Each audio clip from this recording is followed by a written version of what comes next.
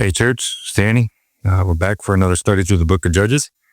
We'll be in chapter 20 today. We won't read the whole thing. It's pretty lengthy, and there's just a little area I want to focus on for this one. But we'll go through the first 8 verses to get us going. Let's get going. Chapter 20, verse 1. Then all the people of Israel came out from Dan to Beersheba, including the land of Gilead, and the congregation assembled as one man to the Lord at Mizpah. And the chiefs of all the people of all the tribes of Israel presented themselves in the assembly of the people of God, 400,000 men on foot that drew the sword. Now the people of Benjamin heard that the people of Israel had gone up to Mizpah. And the people of Israel said, "Tell us, how did this evil happen?" And the Levite, the husband of the woman who was murdered, answered and said, "I came to Gibeah that belongs to Benjamin, I and my concubine, to spend the night. And the leaders of Gibeah rose against me and surrounded the house against me by night. They meant to kill me, and they violated my concubine, and she is dead.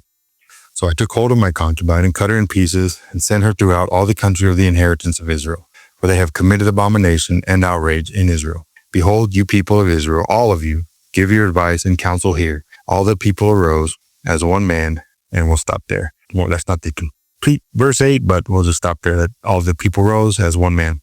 So we have that term in verse 1, and the congregation assembled as one man to the Lord at Mizpah. Then in verse 8, and all the people arose as one man. Okay, so what we're going to look at today is judging. We're in the book of Judges. These people don't do a very good job of it here. And we'll just kind of work through the big missteps that were made here and the outflow of the problems we have in Benjamin with the Levite and so on and so forth. But let's take a look at it. So we know the story. Chapter 19, often posited as, the most horrific story in the Bible, which, yeah, I can live with that. It probably is. It's a pretty nasty one. But anyway, we leave off at the end of chapter 19. It calls all the people out of the land once he sends the 12 pieces of his concubine around. And all the people come up out of the land of Egypt. Or they say, "We haven't seen this since the day that we've come out of Israel until this day." Then it says, "Consider it, take counsel, and speak." So that's where we were left off last time in chapter 19. So we're asked to consider it, take counsel, and speak. We're asked that again in verse 7 of this chapter 20. "Behold, you people of Israel, all of you, give your advice and counsel here." So those are invitations. Those are an invitation for God's people from then till now, till the future, all who read this, to look at this thing, give your advice, give counsel, take counsel, consider what's going on, and speak on this thing, on this mess. The consequences were dire for them there, and I wouldn't doubt that if we stink at this ourselves, that the consequences couldn't possibly be dire for God's people again. But we'll take a look at that. But let's talk about this as one man to the Lord. So Benjamin in Gibeah, obviously, this atrocious thing with the Levite's concubine, raped her, killed her, right? Basically, city of Sodom, reminder story, right? Echoes of that. So this horrific thing they did, and then all of Israel gathers together as one man. Now, we don't see that very often. Matter of fact, we don't see it outside this book, and hardly outside of this section of scripture, this chapter, so this storyline, of the Levite and his concubine. But we see it here, gathered as one man in verse 1, and again in verse 8 as one man. So just to throw this out there. So they're willing to gather against this atrocity done by a brother, right? A fellow tribe, the tribe of Benjamin. And yet, this area, Gibeah, if you remember the story in chapter 19, the Levite went to the area opposite Jebus, which was Jerusalem, which was a Jebusite city, right? And he said, "I'm not sleeping here with these pagans, Canaanites. I'm going to go with God's people." And that's how he ended up in Gibeah. And that was we know what happened after that. But anyway, so if you go back to Judges chapter 1, verse 21, matter of fact, let me turn there so I can just read it real quick. We see, here it is, "But the people of Benjamin did not drive out the Jebusites who lived in Jerusalem. So the Jebusites have lived with the people of Benjamin in Jerusalem to this day." So back in chapter 1, Joshua passes, right? They're in their conquering land, taking ground as God had given them.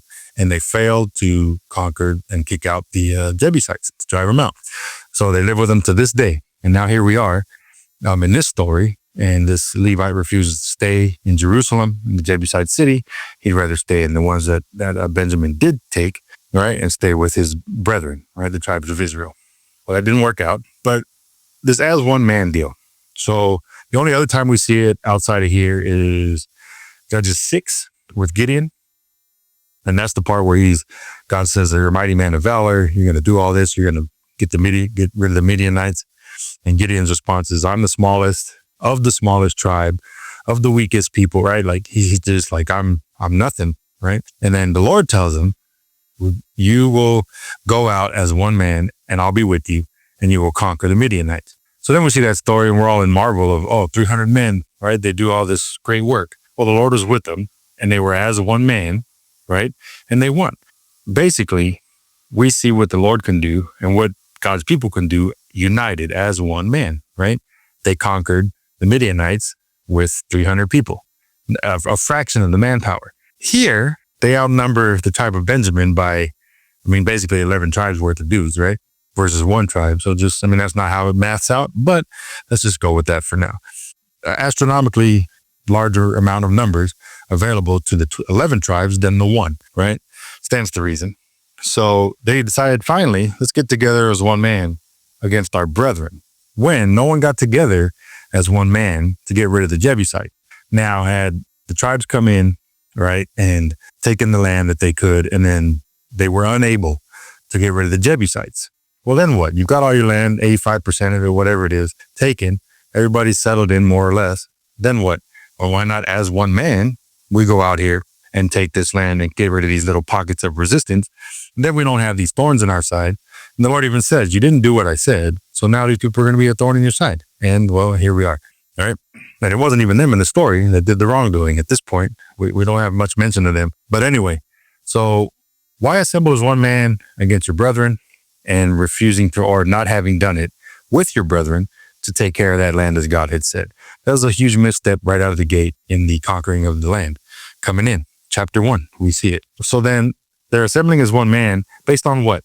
Based on what? Based on this, the Levite story and this atrocity of receiving a body part from this woman, right? So look at this story. Tell us, how did this evil happen, right? Verse 3 of chapter 20. And the Levite, the husband of the woman who was murdered, answered and said, I came to Gibeah that belongs to Benjamin, I and my concubine, to spend the night. And the leaders of Gibeah rose against me and surrounded the house against me by night. They meant to kill me, and they violated my concubine, and she is dead. So I took hold of my concubine and cut her in pieces and sent her throughout all the country of the inheritance of Israel, for they have committed abomination and outrage in Israel. Right? And then he says, behold, you people of Israel, all of you, give your advice and counsel here. So I don't know who's paying attention or how well we know this story, but we have the story of the events in chapter 19. Right? Now, there's a big discrepancy between the way the Lord tells it in chapter 19 and the way this dude tells it in chapter 20. It's not the same story. Now, whose story do we go with? Obviously, the story in 19, the recorded story of events where the Lord has it written down. They didn't have that luxury, but somehow, some way, we still, I think, have the same issues that these guys did back then. We're outraged, we're appalled and shocked by the actions. How could this happen? What does this mean? What's with this? Who does that? Right?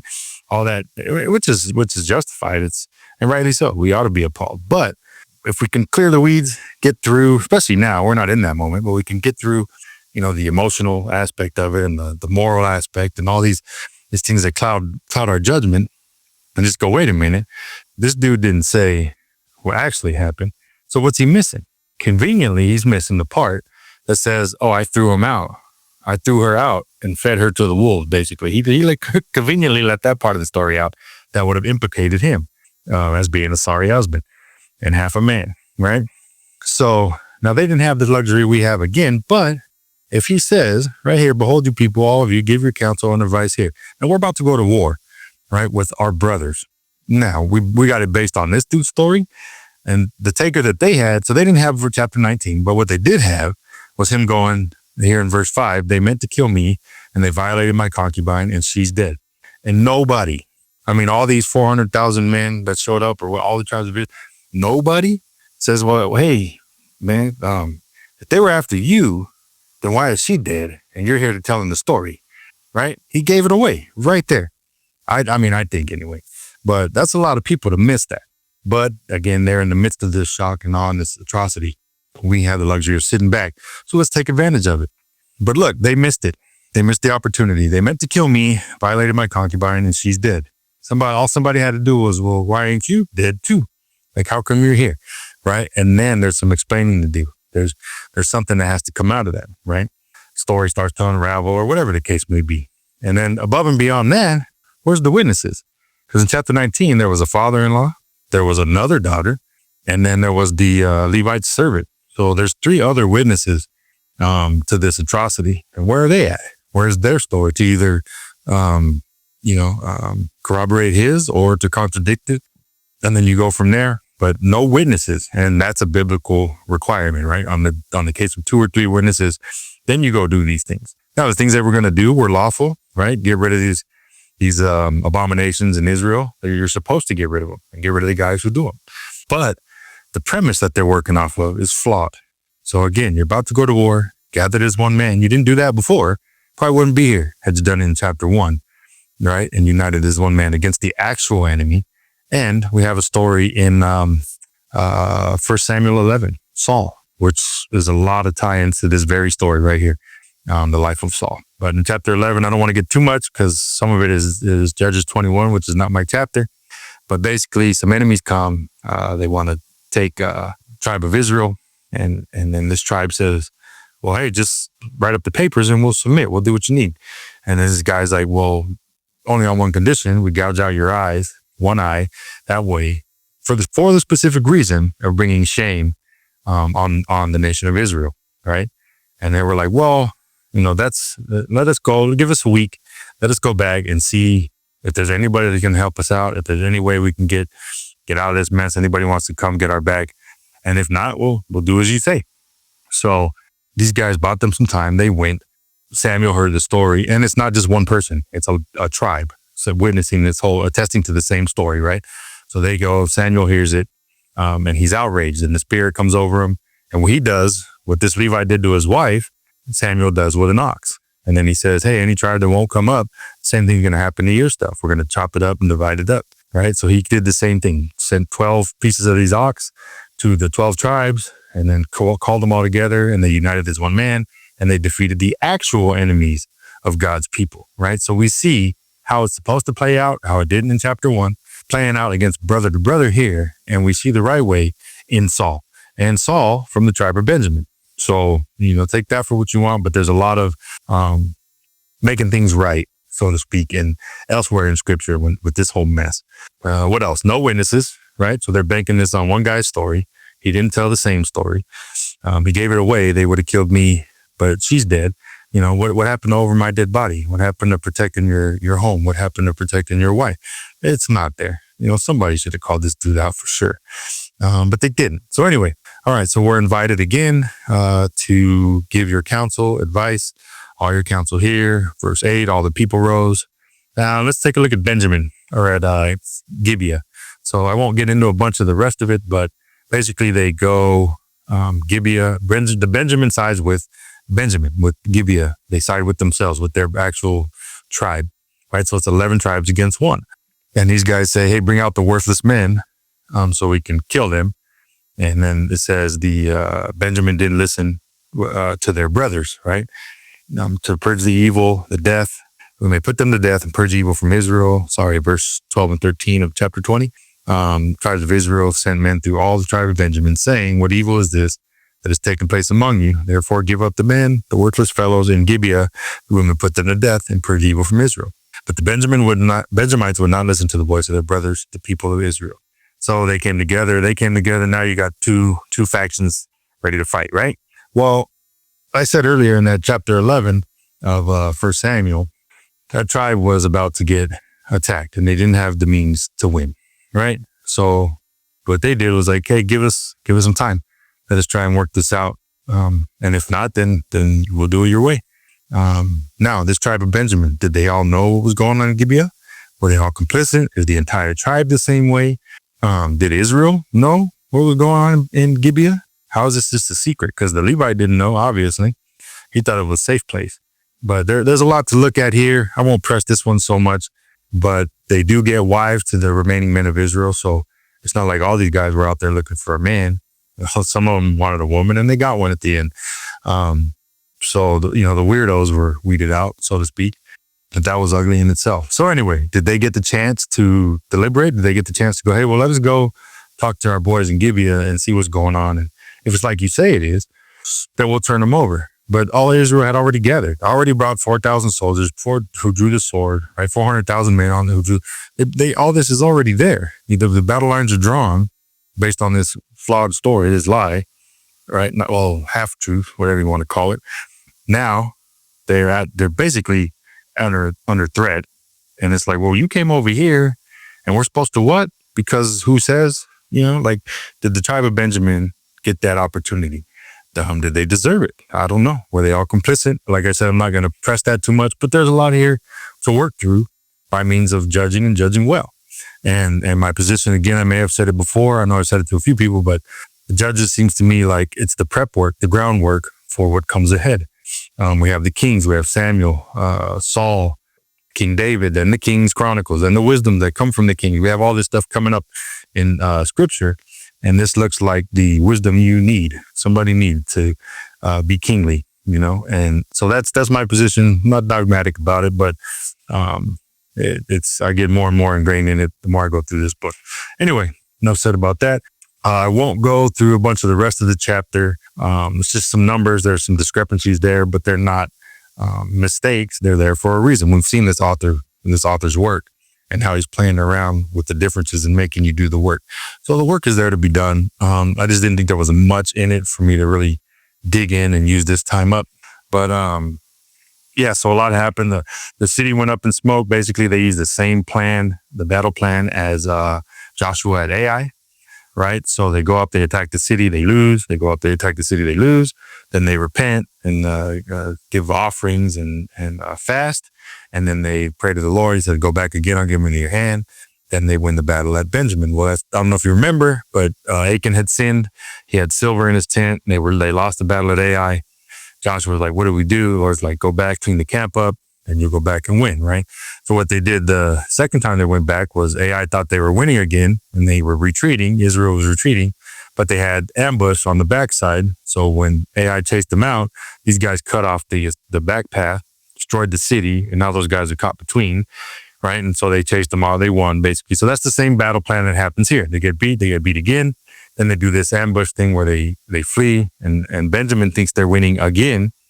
But Israel comes in the back, destroys the city of Gibeah, and then the men are cut between the two sections of the battling armies of Israel. Anyway, so there's a lot of overlapping of stories here, there's work to be judging in as well and working through as well. But just to finish off, a couple of things. I think we take this out to Christ. Let me take this to Joseph first in Genesis 44. Let me do that one first. So we have the tribe of Benjamin here. Right. In Genesis 44 is when Joseph's brothers go to Egypt to get food, right? Because there's a famine. And then Joseph plays this whole thing on them, testing them. And he's like, hey, go back and do this. Bring me a younger brother. So they bring Benjamin.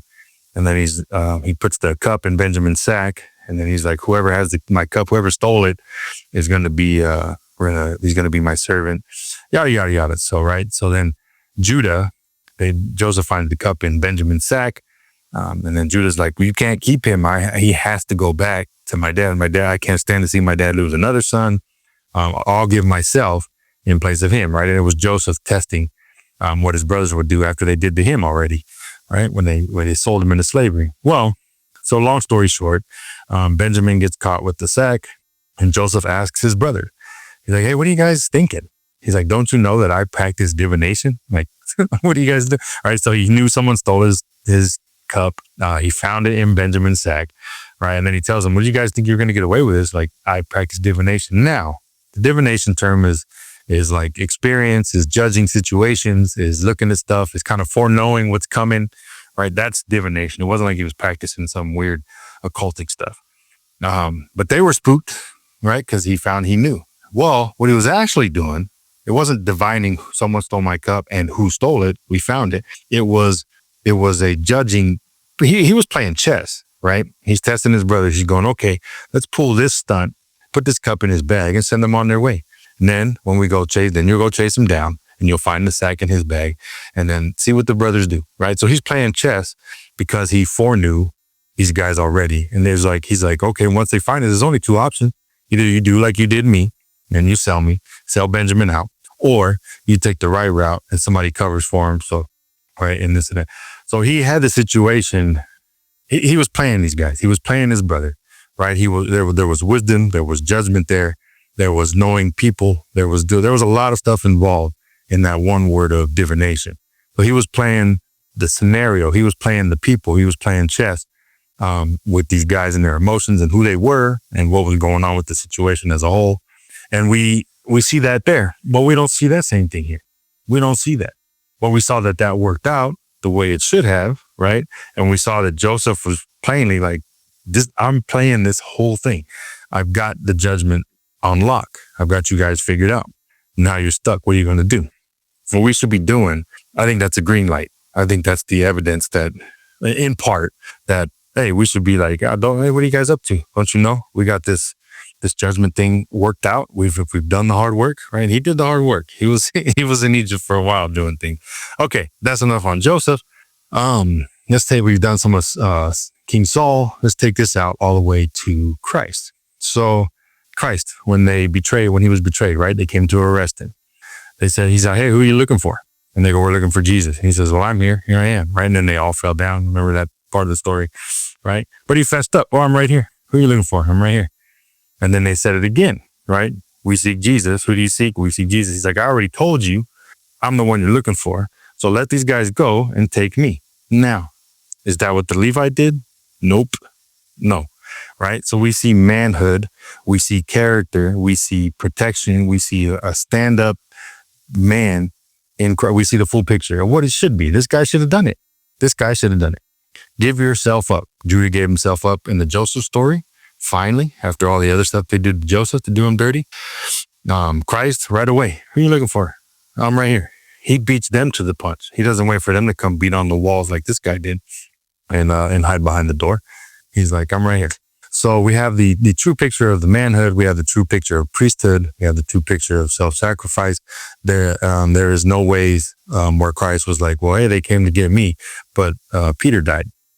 And I'm here to tell the story. No, Christ gave himself, right? And we see the way that worked out. And then the city of Jerusalem, last little thing, and then we'll call it a day on this. But city of Jerusalem was not taken at this point. It was still Canaanite. It was still the Jebusites' land in the city of Jerusalem.